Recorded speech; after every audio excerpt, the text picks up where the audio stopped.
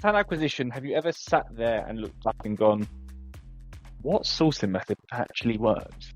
Or have you explored the data with your hiring managers to see how communication and collaboration is working effectively or not? Well, these are some of the questions that Dan and I spoke about in this week's episode. I highly, highly recommend listening all the way through. There are nuggets of information that after 11 years of being a recruiter, I've never thought about, never heard. And Dan is truly a treasure trove for that sort of information. Here's a little bit about what he shared in the next 45 minutes.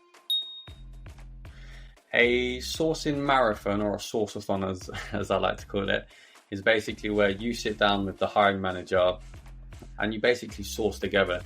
Then we collaborate at the end. So on average, we get anywhere between 30 to 40 pre-vetted candidates that yourself as the TA and the hiring manager have already put into there. You also have a note section in this table. So just to give a bit of a written feedback of why the hiring manager put these candidates in there. And then at the end, the last 15 minutes, you'll share maybe the first 5-10 profiles together and you'll share your screen. First of all, it tops up the top of the funnel really nicely because already you can come out of that with a bunch of candidates that you can start to go at. You also get a good feel for what the hiring manager looks for, and they also get a good idea of what you look at. One thing that I've come across a few times is when the hiring manager collaboration isn't solidified from the offset, you have a lot of problems further down the line, and then you need to realign back on that. So again, it wastes a lot of time when it hasn't been done from the offset, which means you lose a lot of candidate experience, and this can result in some revenue loss potentially in some businesses, right? So it's always understanding what does that impact have. I've said it time and time again, but I truly, truly mean this. Grab that pen, grab that paper, open the notes page, get Notion up. Whatever you do, make sure you're ready. This isn't one you're going to want to sleep on. So when you're ready, grab that tea, grab that coffee, get comfortable, because you're about to get a knowledge fruitful. Welcome to Tea Time with Talent Acquisition, the podcast aimed at fostering knowledge and sharing stories within the vibrant talent acquisition community. I'm your host, Eden, and for the next hour or so, I'm going to be joined by a candidate experience advocate who started his career as a contracts recruiter back in 2018 before transitioning into embedded recruitment and now flourishing in the internal talent acquisition space. Specializing across engineering, but more recently taking the learns gained in active sourcing to a variety of positions, this principal recruiter has helped scale a variety of industry-led companies. Aiming to always deliver a positive candidate experience, he utilizes data to improve hiring processes and identify bottlenecks. Today, we're going to peel back how he's done this successfully in multiple companies, the tried and tested methods that has helped support his hiring managers, the collaboration with them, and the sourcing strategies that have yielded the results he's seen. So when you're ready, grab your favorite tea or coffee if you prefer, and join me in welcoming today's guest, the principal recruiter with the team at Linearity, Dan Matthews. So thanks so much for joining. No worries. Thank you for having me.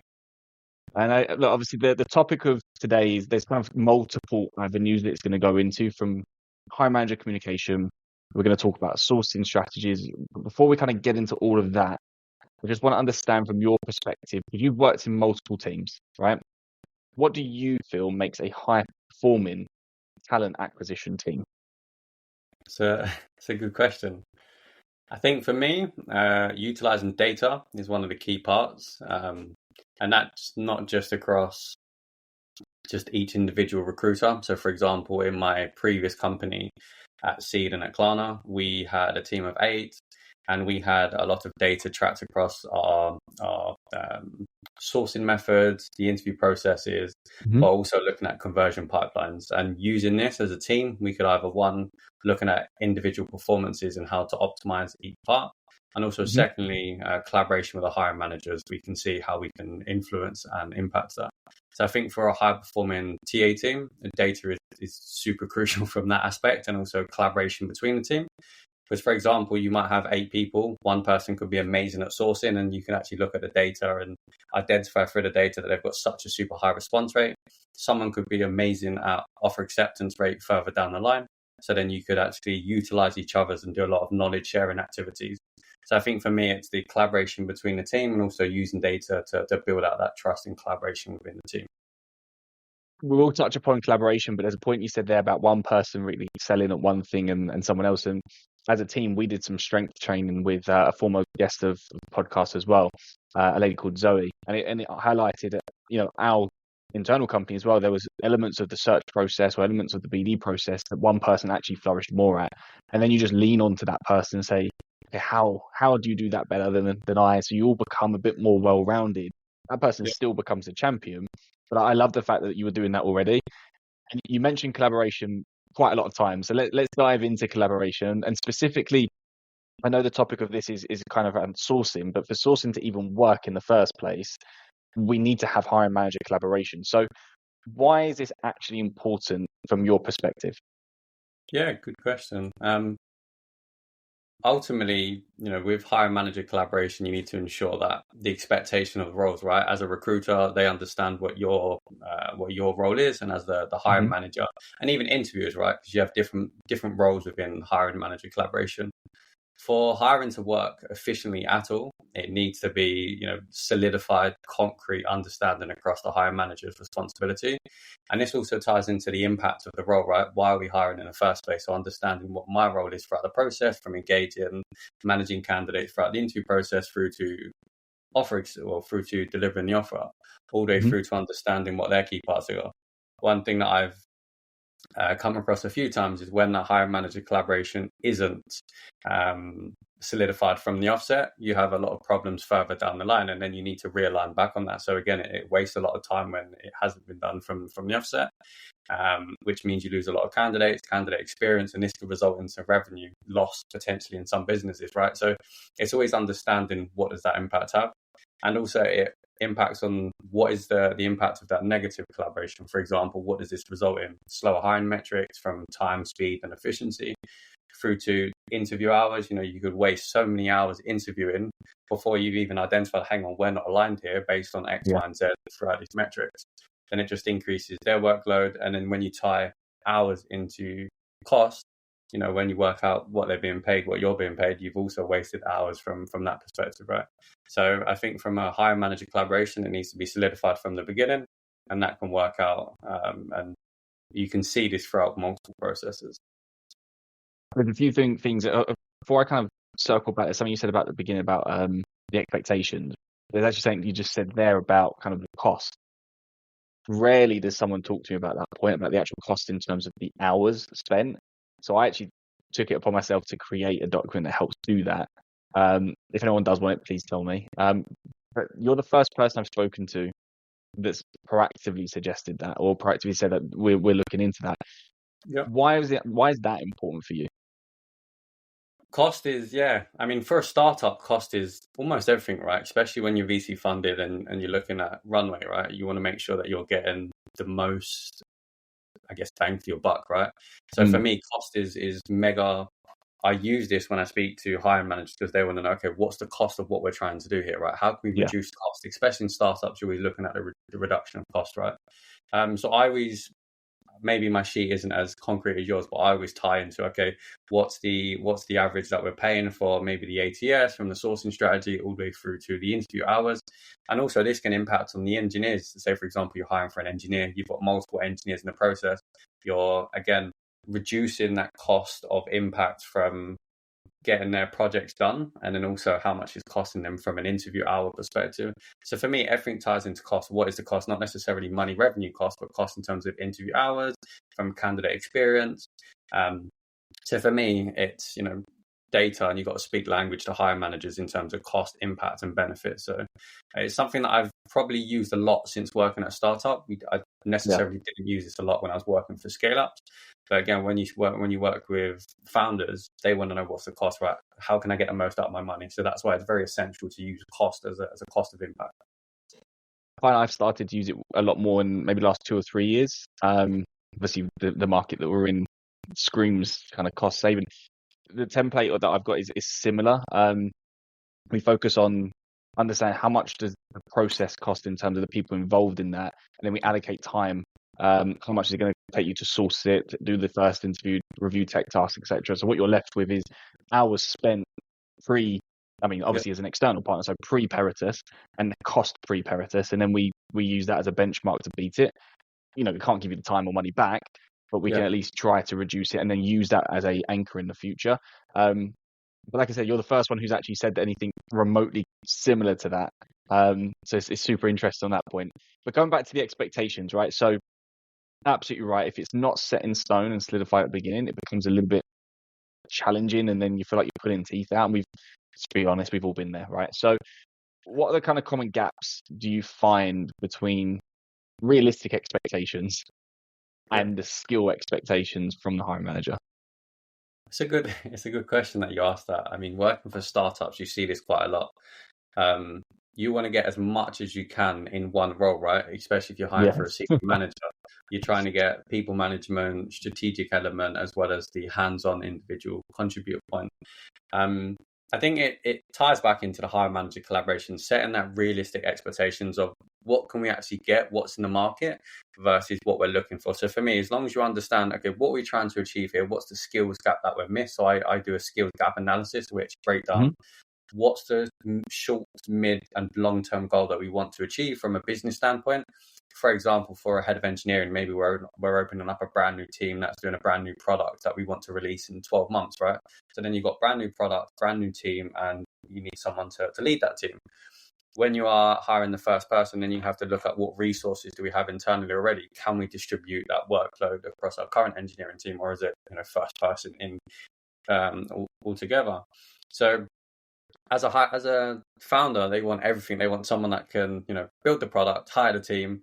So it's having that realistic expectation. So take a look at maybe do a comparison analysis. What's the current setup for maybe a similar sized company that's trying to build a similar sized product with similar volume and traffic? So it's setting that realistic expectation, because ultimately we all want to find unicorns, right? But they don't exist. So it's being very transparent, and also maybe doing a Boolean search. I've seen some recruiters that and I've done it myself, where we'll pull up a LinkedIn search. Yes, LinkedIn isn't the only platform, but it's a really good reference point. And you can actually pull up a few different strings and show, okay, we're based in, so for example, I'm looking at Munich at the moment. This is what we're looking for. This is a very skeleton search, very broad search, without even narrowing in specifics, whether that's language, types of companies. And you can actually show them, okay, then, so this is how much candidates are actually there. And then you have to break it down. Okay, how many people are actually available? How many people actually have the same language, if it's language specific, location specific? So then you can actually start to build a real transparent map, which you can then market out.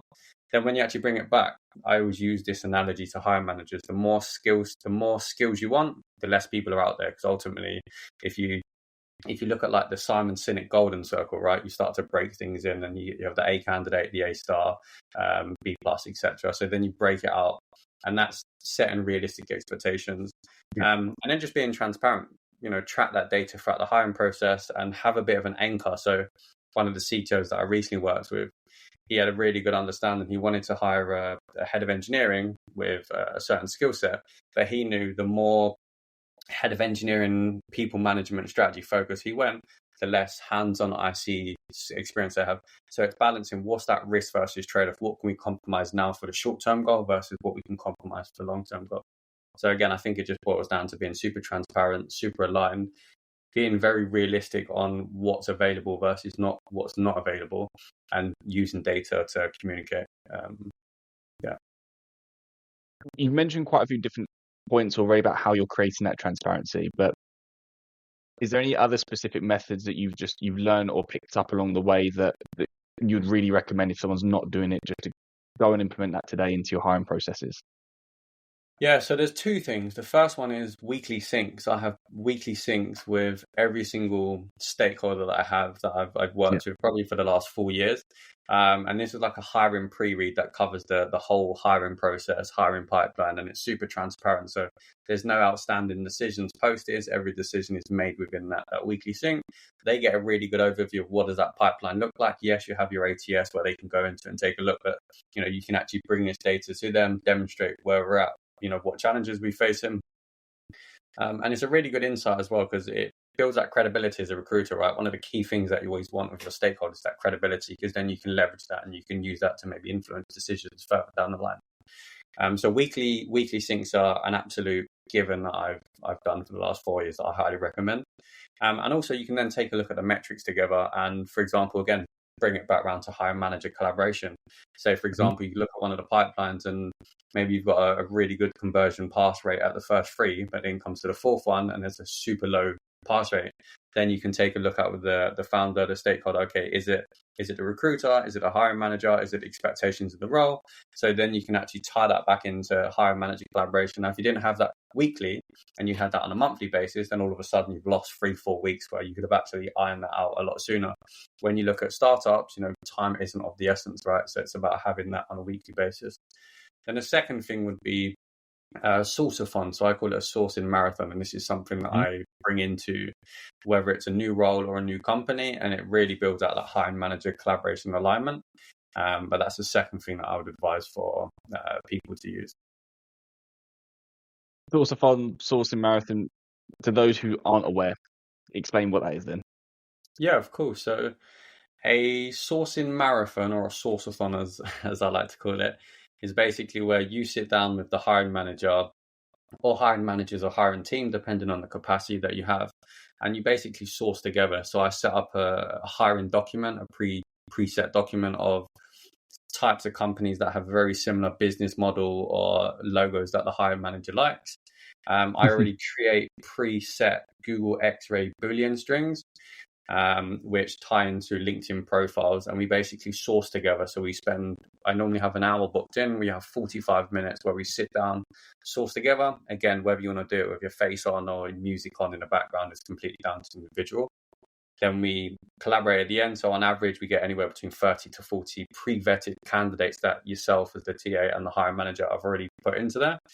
You also have a note section in this table. So just to give a bit of a written feedback of why the hiring manager put these candidates in there. And then at the end, the last 15 minutes, you'll share maybe the first 5-10 profiles together, and you'll share your screen. Or obviously, if you're face-to-face, you can do it face-to-face. And you and the hiring manager will go through and get a really good alignment. Okay, so on this LinkedIn profile, this is what I look for. This is what I don't identify. This is what I like to this profile. Same with the hiring manager. So first of all, it tops up the top of the funnel really nicely, because already you can come out of that with a bunch of candidates that you can start to go at. You also get a good feel for what the hiring manager looks for, and they also get a good idea of what you look at. Obviously, if all your profiles get node at the end of it, then you know that you was maybe misaligned with the hiring manager. Ideally, you'd like a lot of yeses. Yep, great candidate. Then you know you're aligned. And it also saves that ad hoc messaging, right? You've got 20 candidates, 30 candidates that have already been pre-vetted. Once you've interviewed them, if all the parameters are correct within salary, skill set, communication, etc., you 9 times out of 10 probably don't need to send them over to the hiring manager to get a yes, because you've already got that yes. You're saving those 2-3 minutes of messaging here and there. So you're then starting to improve the productivity in a very granular manner.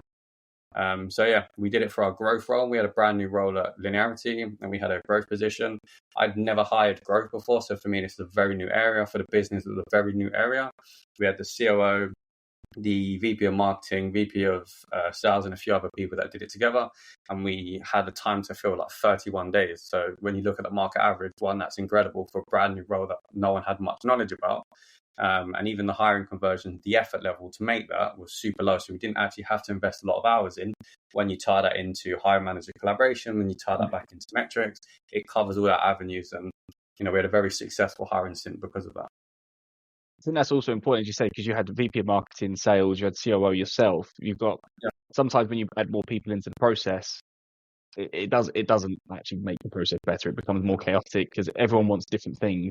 So I think having that marathon sprint, whatever you want to call it, it gives you a chance to align at the end and say, actually, we are really synced, or we're not, and then you kind of go back and, as you say, you're not wasting a week or 4 weeks. I've never done that personally, but I'm going to. I mean, that for me, that it's a no-brainer. That to me just seems like the most logical step in bringing the collaboration closer together. And now I'm thinking in my head, we've actually got 3 new positions to kick off on Monday, which, it makes a perfect sense to test this, and hopefully by the time this goes live, the role is then filled. So I'll let you know. But obviously, go on. But the key thing here is you need to get buy-in from them, right? I imagine that might have been the next question that you was going to ask. How do I get buy-in? It was, yeah. Sorry. How do I get buy-in from these hiring managers, right? Now, First thing that hiring managers, especially at that level, whether it's C-suite or leadership level, they want to know that they're utilizing their time at the absolute maximum. So for me, the key buying is time. I'm going to save you time in the long run. This is what it's going to look like. And you can kind of make a pre-hypothetical pipeline, right? We're going to have X amount of candidates out of this. If we look at an ideal situation based on maybe other roles that we've done, we've had conversion rate of this. We can hire it in this level. So first of all, cover the time. How much time are you going to save them potentially, or what are you going to save them? The effort level, again, they're only going to put 1 hour together, and then you're going to cover a whole bunch of candidates, and it's going to save them less interviewing time because they're going to have more suitable candidates. So ideally, it's going to have a higher conversion rate at each stage.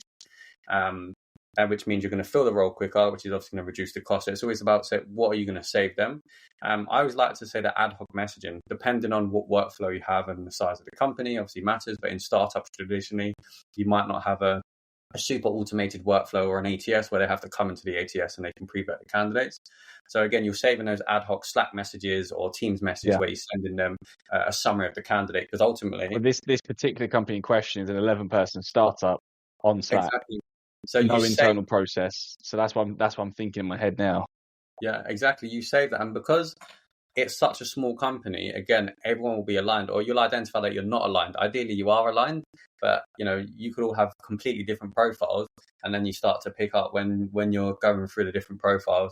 Hiring manager one could say, okay, hang on, this is the perception of the candidate that I had, and the hiring manager two perception of this is what I had. So again, just position it in a way where, what are you saving them? What's the impact? What's the benefit? And I'm very confident how you'll get a buy. And that's what worked very well for me. And as I said, we hired one role in 31 days. We had like an engineering manager on an animation side, which was a new product. And I'd hire a lot of engineers before, but for this very particular niche products that we were releasing, we needed them to have a very specific skill set. So again, when we had the engineers on, it just made it so much easier. So again, it was, okay, this is what it's going to save us. And it did. We hired them within 31 days. Again, really weird coincidence. It was both 31 days, but we managed to do it. So again, it's just making sure that you cover the impact and the benefit of it. Yeah, I imagine as well with this style, you obviously come from an engineering hiring side, same as myself.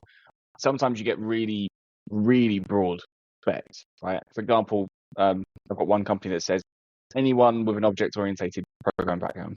I mean, there's like 5 or 6 languages that covers.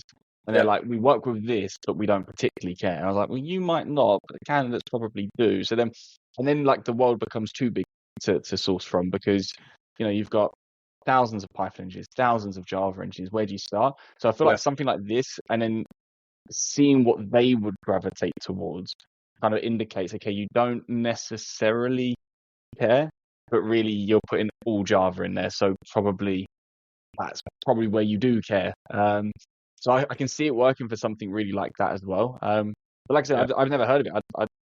I took an educated guess when you sent me that, which was slightly off, but I can definitely see why that's interesting. And no one's ever asked me to do something like that with them. So I imagine a lot of people probably aren't doing this. Once we've got kind of, let's say we've got the communication channels really nailed down. We know what we're working towards. We've done this marathon sprint. It hasn't materialized for whatever reason, right? Because it doesn't always work first time. Then we need to go for more advanced strategies, right? So what kind of has worked well for yourself in the past when maybe that first or second search just didn't work and we have to go a bit deeper? Yeah, no, of course. Good question as well. I mean, as a recruiter, sourcing is my bread and butter, and it's probably the most enjoyable thing that I love doing, to be honest. Market mapping is one of my absolute go-tos, and it's worked incredibly well for me. And I've managed to hire, I would say, every single position at Linearity using this particular approach.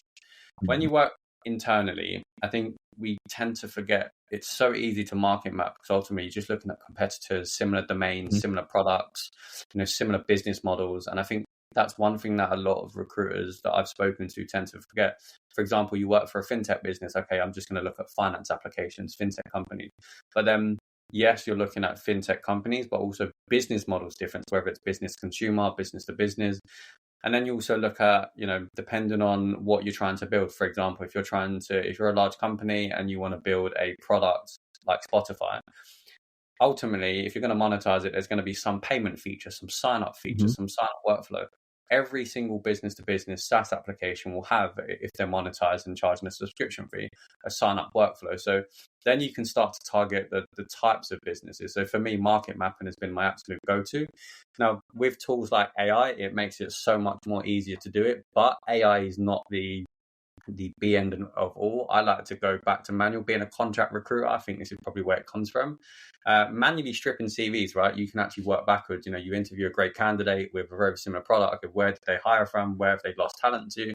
Yes, you can use talent insights now, but I've always been, be a bit more manual, because then you can start to be a bit more granular when you look at these types of companies and these types of things. LinkedIn now has that similar company feature, which makes it so much easier. ChatGPT, you can just look at, what's the top 50 B2B SaaS companies in X location, or you can look at companies that have been found that are on the founders or founded list, or the investor portfolio. So you can look at Seedbase, Crunchbase, or Crunchtable, TechCrunch. So market mapping for me has been incredible, because automatically you find one great candidate. They've obviously got a team, right? Yes, I think when you look at an ethical point of view, but you've already got 4 or 5 extra candidates you can now look at.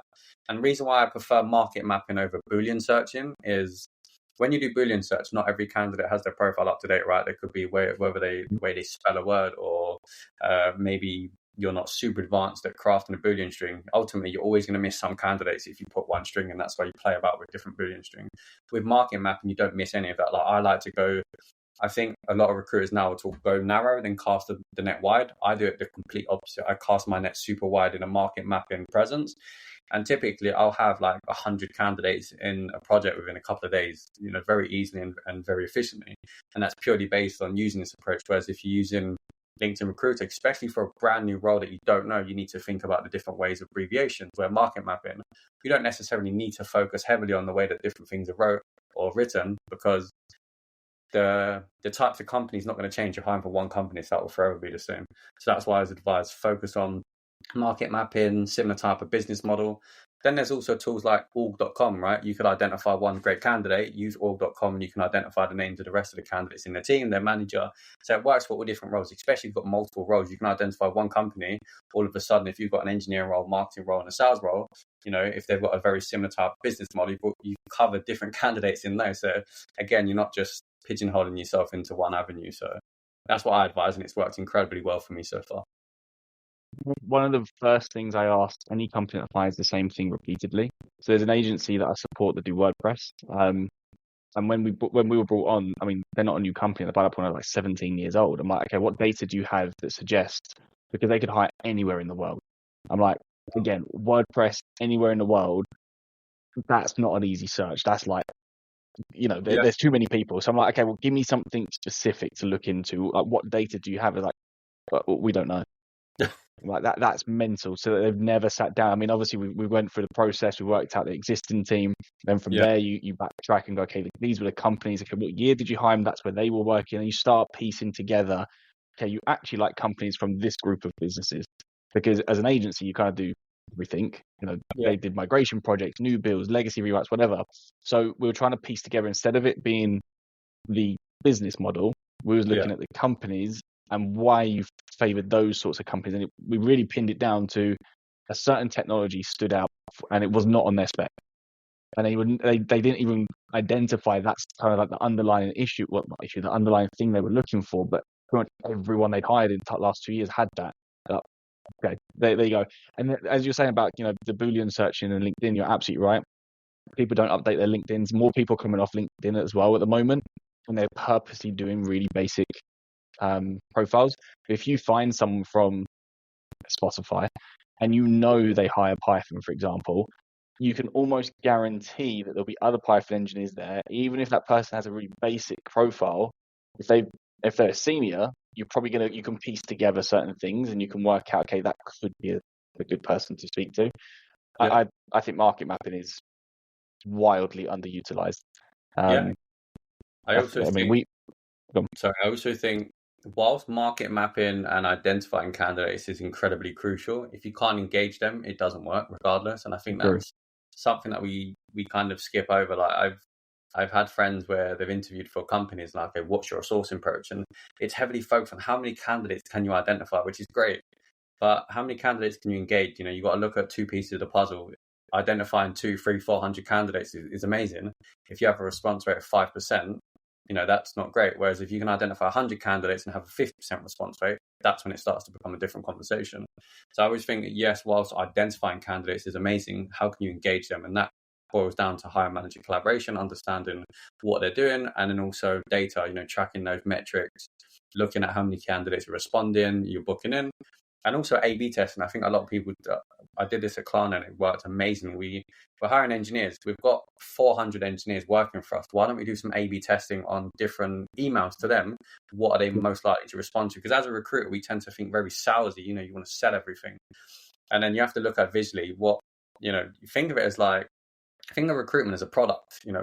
When you look at people read their emails, is it on the laptop? Is it on their mobile phone? So how can we craft that to make sure it's nice and easy and digestible and visible on a mobile, but also on a laptop? Then you have to think, okay, what avenue are they looking at? Are they going to look at their email address? Are they going to look at LinkedIn? So it's crafting that. And one thing that we looked at is we had a differentiator between when we was looking at diverse candidates versus, typical male candidates. Male candidates were responding to very direct messages, but also stated every single technology framework library to a T, whereas diverse candidates, they were more likely, and this was based on the A/B testing that we did at Klarna, they were more likely to respond to emails and messages that didn't have those hard requirements, but more explain what problem are they going to solve, what is the solution that they're going to That's interesting. tackling, so to speak. So again, being very A/B test and focus on your approach can definitely support. But yeah, I just wanted to add that on there. It's not just about how many candidates you can find, because finding is great. How many candidates you engage. Whenever I speak to recruiters and I've got this problem, there's not enough talent out there. There is. Maybe you just can't engage them. Just strip back and look at the data.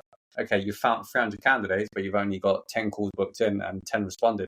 Okay, so it's not an identification point problem. The solution is you need to engage them. Okay, what does your messaging look like? Okay, I've only messaged them twice. Okay, how can we be a bit more aggressive? How can we be a bit more human? So yeah, I think that's one thing that a lot of recruiters tend to forget. And my personal opinion is I don't think there's a lack of talent out there. I think there's plenty of talent. It's just how can we engage that talent? I think also it's that collaboration component as well, is the unrealistic expectations. So I don't think there's a lack of talent if there's flexibility around what company or what the hiring manager is aware. So like, for example, we always start in your parameters. We'll tell you what if the parameters are too tight, but we'll start there and then we'll come back to you and we'll come back with ideas and things like that. But if you still want to stick in that parameter, then that's all you're going to have access to. And then that's when talent becomes scarce. I've got a team that will only hire a front-end led team leader who's been a team leader in 2 different companies, 3 years in total, led a team of 6 people, 50% leadership, 50% hands-on, right? At a salary that I would quote is a senior engineering salary. Told them this, we've gone through the process. There's not much movement there. Like you can't change that. So then that there does become a talent limitation there. You also mentioned messaging twice, which again I really like, by the way. I feel like I'm just praising you on this one now, but it's exactly right. I think it was Hung Lee, he posted this a couple of months back and it stuck with me. There was something mental that you message once and say 40% of that group responded to you, which is quite a strong response rate in my opinion. You messaged 2 and 3 times, there's actually 45% responded of what's left. So by messaging your second and your third follow-up, you actually get a higher response rate than what you did on your first, which I only ever messaged 1 and 2, and I have done for years and years and years. But I started doing 1, 2, and 3, and I became a little bit more aggressive in a nice way. And my third message actually gets probably one of the best response rates, because it's message 1 is real direct. Message 2 is a little softy, but still got the same company. And then message 3 is, hey Dan, like, appreciate you might not be looking. And then go real softly, is like, I have something, but come back to when you're ready. And then people trickle back over time, because it's just like a super open message. And that one always captures people a lot more than the real direct sales, which I thought was quite interesting. But I like the fact you're doing multiple follow-ups. It's interesting you say that. I mean, I actually think I briefly saw that. I've been doing this since the last 4 years. So when I joined the team at Klarna, we use Lever as an ATS. Now, Lever is great for automating outreaches, and we had different buckets. So we reversed engineered our effort level to make one higher. So in order to make one higher, we knew based on our conversion rate at each interview stage and the amount of effort, we had to make 120 reach outs on a weekly basis, which is quite a lot. However, we One had position. for one position. However, we had global outreach. We was relocating engineers Yeah. to Stockholm. Now, And the a nice beauty of brand behind you as well. You know, and Klarna had a that's great brand. you'd be surprised that the amount of engineers in Latin America and India and the locations we were sourcing had no idea who Klarna was until they did the Googling search. That kind of helped us out. Because we had global outreach, we knew that locations like Latin America, Brazil, Colombia had amazing engineering talent. So we knew the amount of candidates we need to reach out in certain regions was a lot less to make one higher than other regions, so to speak. And we followed that exact approach. We had cadences of different levels, so level 2, 3, and 4, level 2 being a mid, 3 being a senior, level 4 being a principal or lead, of different cadences. So we tailored each cadence very specifically to each level, which again, you'd go more architectural type of content to the lead and the senior compared to juniors being more about growth opportunity and like high traffic systems. And we had 5 touch points, and I've always been super aggressive in my approaches, but gentle within reason, as you said. But also focusing at very engineering content. You know, they don't focus the context on we do this, we do that. It's more about you. You're going to do this. You're going to do that. But yeah, and then we had a bucket. So once a candidate automatically responded to our email, they'll go into the response bucket, which made it so much more easier for us. We can come in on a Monday and we'd have like 20 responded. And then obviously you'd reach out to them and then you book them in. But then from that 150, you've still got that email automated cadence of the next 120 going out in the next couple of days. So whilst you source 120 this one week, you might have 10 candidates booked in. Even if I did no sourcing next week, I still would have the rest of those automated cadences going out to those candidates. So when you're continuously doing that, if you didn't source for like 3 weeks, you wouldn't feel it in the first 2-3 weeks because you had those automated cadences that were already going out. So again, for me, it's always about those touch points. But we did see in touch point 4 and 5 on the data, we had a higher response rate than touch point 1, 2, and 3. And I always advise everyone, never assume anything. I get an email, it goes into my junk box. I get another email, it goes into my junk box. The third one might actually reach me, or I might see it. So it's always about thinking, never assume that they don't want to come back to you until they've actually told you, I'm not interested. So yeah, I've always been super aggressive, and I think tracking that helps you identify, okay.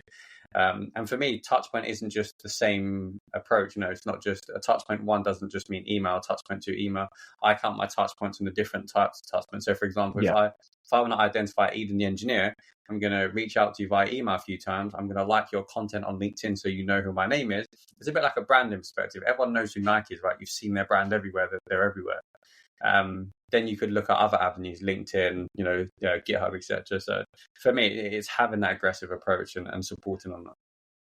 Yeah, I mean, I think that's coming from your contractor external recruitment days. If I'm honest, I mean that really screams, because although I just want to point out, and again, correct me if I'm wrong on this, when we're saying aggressive, we're not being knocking down a door, get on this phone. Aggressive is just the time between messaging. Instead of instead of leaving it a month between the two, you might be sending 3 inside the month, say, look, I'm still here, blah blah.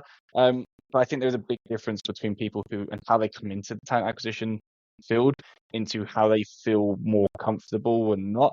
I've always been told it's a yes until they tell you it's a no, or to F off, pretty much. But that's my approach, because I'm the external side as well, so I don't mind.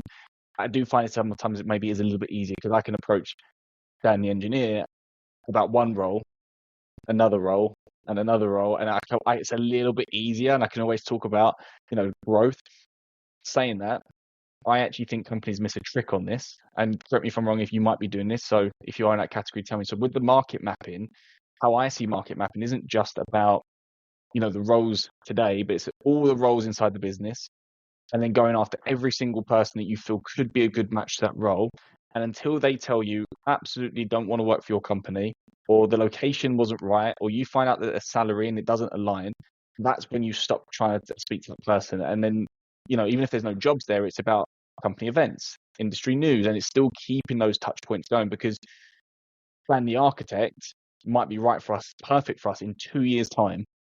Let's start that process now, because when that person starts to look, we're the first person or first company they come to us. To me, that's the market mapping to the next level. Yeah, and I also think there's a point you briefly touch as well, and it's about like if you think now a lot of candidates are desensitized because they're being hounded by recruiters, right? So there's kind of this stigma about it. I don't know if it's because I'm internal, but a lot of candidates are happy to tell me, "Hey Dan, I'm not looking now, but let's keep in touch," because they know, with the economy, it's not easy to find certain jobs now, especially in like marketing or sales. So I think the candidates, yes, they are desensitized. I don't know if it's just you see this on an agency side, but I know from an internal point of view, I do get a lot of people that do come back to me and they're like, "Look, Dan, I'm not interested now. Let's keep in contact." And I actually made one hire from doing this. And even then, there was a few engineers. So we're iOS native compatibility only. So when I look at mobile engineers, it's only iOS specific. I've had some candidates which are, I wouldn't say they're competitors, but they work for some amazing Apple companies where I know if I get them engaged, they're probably going to get an offer. And I've kept in contact with them through the last 2-3 years, purely based on, just because of the type of application that we have, because it's a very niche design application. So whilst necessarily they know they're not looking now, and I know that I don't have a role now, we've still kept in contact and built that relationship, because at some point, that from the benefit from their side, they're going to work on a very great application. It's not just going to be a fintech or an e-commerce platform. It's a very niche skills that they'd like to work on. And then from my point of view, they're going to be the right type of candidate because they have that skill set. And also, like I said, due to the economy, not everywhere's hiring, right? I think the phrase is everyone's hiring, but no one wants to hire, I think is the right phrase that I've seen that lately. Yeah, I've seen it. So it's keeping in contact for mutual beneficiary, so to speak. How powerful is it as well? Say your hiring manager says, "Hey Dan, we've got this iOS role coming up," and you're like, "Cool." 2 messages go out. You've got 2 profiles. Here's your hires. Like that's you as a TA professional doing your job down to an absolute perfect T, because you then saved an entire recruitment process. You saved the advertisement costs. You saved hiring process time. They don't have to do the sourcing because you've been nurturing the talent, and that's the market map. I think that's the bit I think a lot of people miss. I understand why it is hard to juggle all these things we've got going on in TA, and as well sometimes people bounce around. Their own decision, their not decision, whatever, they bounce around, and they can sometimes think, "Oh, I've got to start again in fintech, and I've got to start." I mean, you've got the luxury, you've been at your current firm for quite a number of years, so you've built that. And there's another guy called Sean Kennedy, who works for a company called BenchSci. Same thing. He spent so long doing it, and he's been with the company for many years, and it helps having that maturity in the team. Like you said, it saves time, saves costs. There's all those good metrics Buying signals. Yeah, exactly. And touch on that as well. We had a similar situation. So because I know when I joined Linearity, it's been an iOS native application from the minute it was built by the founder, right? So for me, we was always going to have those positions available, whether we didn't have one for 2-3 months. I know 4 or 5 months we was 100% going to have one. And due to doing this, and again, that's why networking is huge in TA. It's not about being reactive, it's about being proactive. We had 2 iOS positions a year later after I joined. So a year after we joined, and we hired 2 candidates in 29 days. One was both actually were re-engaged candidates. So the source for hire changed massively. But then when we actually looked at the time to fill, the time to hire, time to offer, and then we looked at the effort level throughout the stages, we had the second time around, we had 1 extra interview stage. So we went from 3 interview stages to 4, reduced every single hiring metric from the amount of interviews I needed to have. So I saved myself time so I can distribute across multiple roles, multiple hiring managers. We hired 2 great engineers. They both passed probation. Both, when you look at those further metrics of the effort or the impact they had on the business, then we actually limited the amount of hours that the engineering managers put into hiring. So we saved cost, hours, my hours. And, when you compare that to last year, making 2 hires last year when I almost first joined, you can show this to your C-suite and be like, "Look, this is how much time we saved. This is the amount of effort." And, that's the impact. That's a huge impact. Yeah, exactly. Now, when you look at, because it's a re-engaged candidate, that's why you can say, okay, now this is why candidate experience matters from a hiring manager point of view and TA point of view, because we managed to re-engage, 2 top amazing candidates. And I think that's something that we seem to forget sometimes. We have the power because we're hiring. It's a 2-way street. They're interviewing us as well as we're interviewing candidates. And I think that's also a trick that a lot of people tend to miss sometimes. And on that note, Dan, I'm going to say thank you for for spending genuinely a brilliant conversation. I've loved every second of this. There's so much knowledge to have gained from you. So if someone does want to take it further with you, they want to pick your brain a little bit more, where's the best place that they can find you? Yeah, of course. I think LinkedIn would be the best. Just Dan Matthews, or there's an Apple logo, Dan Matthews. However, I'd There is an also be Apple logo. available. Yeah, I'd also be available on my Linearity email address, which is just dan@linearity.io, and that's it. Perfect. I'll put both of those, if it's okay for you, into the footnotes of this, then people can reach out to you. But Dan, it's a pleasure. Thank you so much for taking the time and for yeah, like I said, sharing your knowledge with me and No with worries, us. really appreciate it, and thank you for having me. Appreciate it. Take care.